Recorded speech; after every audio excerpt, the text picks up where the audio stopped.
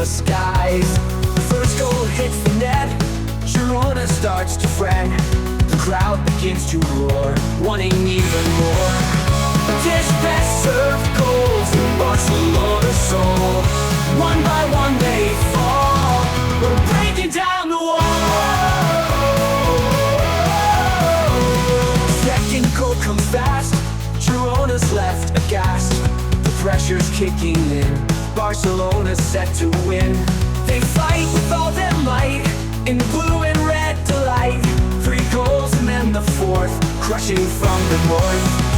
This best served goals in Barcelona's soul. One by one they fall, we're breaking down the wall.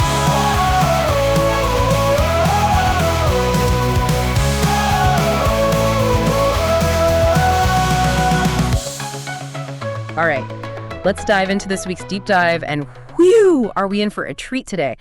FC Barcelona, it's only mid-September, and they are already lighting up La Liga. A perfect start to the season for them so far.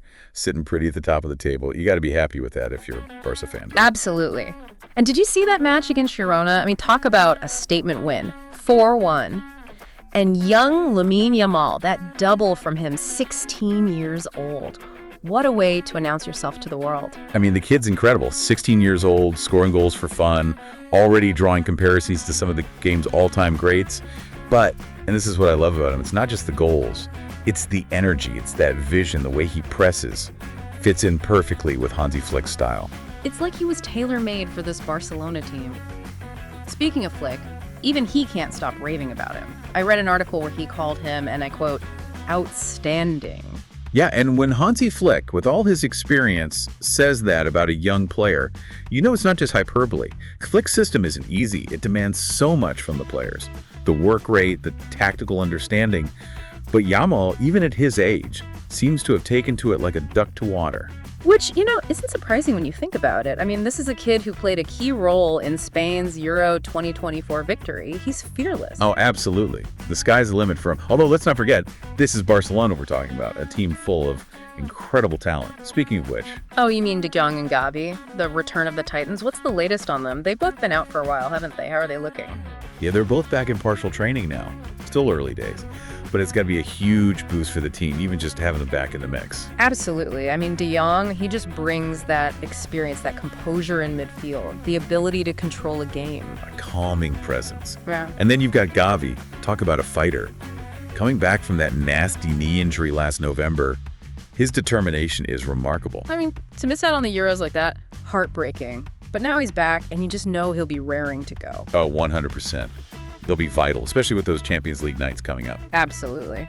But even without those two, Barcelona have still been, well, let's face it, they've been unstoppable. Well, they've certainly been scoring goals for fun. And a lot of that is down to one man, Mr. Robert Lewandowski. The man's a machine. I read that he's about to make his 100th appearance for Barcelona. 100 appearances. And in those games, he's racked up a cool 63 goals and 18 assists. Wow. That's insane. It is. He's only behind Luis Suarez for goals in their first 100 games for the club. Wow. Now that puts it into perspective. He's in some pretty elite company. So the question is, can he keep this up? Can he break even more records this season? Well, what's amazing about Lewandowski is that he's not just a flash in the pan. He's not just about spectacular goals. He's consistent, always in the right place at the right time. His movement is incredible. He makes it look so effortless, doesn't he? Like gliding through defenses. But let's be honest, it's not just him. Barcelona are playing some of the most exciting football in Europe right now. It's a joy to watch. Yeah. But let's not get ahead of ourselves. It's early days in La Liga. True. And other teams aren't going to just roll over. Exactly. Real Madrid, they might be having a tough time right now, but they've got their own Champions League campaign to focus on, starting with a tricky match against Stuttgart. And they've got players coming back from injury as well. Right. And they'll be looking to bounce back. So we're guaranteed a fascinating title race. But for now, all eyes are on Barcelona, especially with that Champions League opener just around the corner. A rematch against Monaco. After last year, you know they'll be out for revenge. Now, that's going to be a match. Can't wait for that one. But before we get too caught up in the future, let's rewind a little.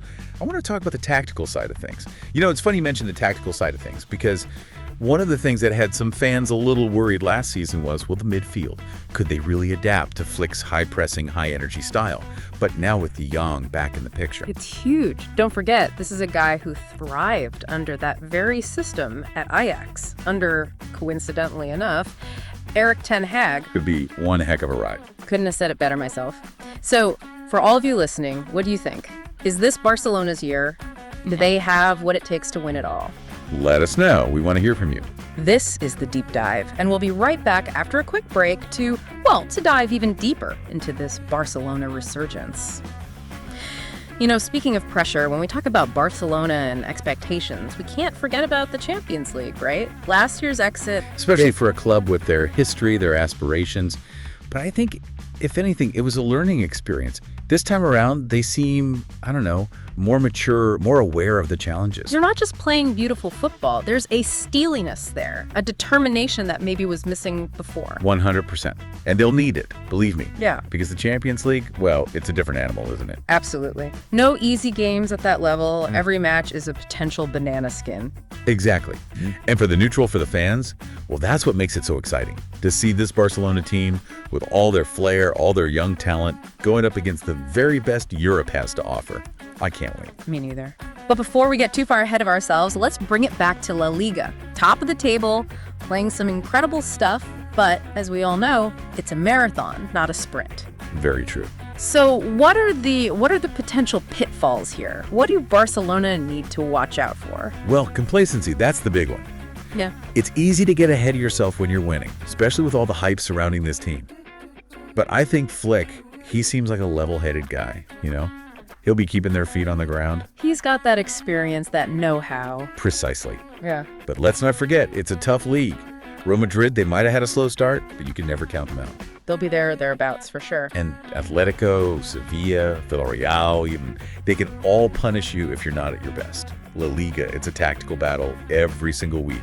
Barcelona can't afford to let up. No room for error. Not if they want to be crowned champions. Well, folks, there you have it. We've got a young, hungry Barcelona side led by a manager who knows a thing or two about winning. Throw in a dash of Champions League drama, a sprinkle of La Liga magic, and you've got a recipe for one heck of a season. Couldn't have put it better myself. So what do you think, listeners? Is this Barcelona's year? Can they really do the double? Let us know. We're dying to hear your thoughts. This has been The Deep Dive, and as always, we appreciate you joining us. We'll be back next time with another deep dive into a topic we're all passionate about. Until then, keep exploring, keep debating, and most importantly, keep the conversation going.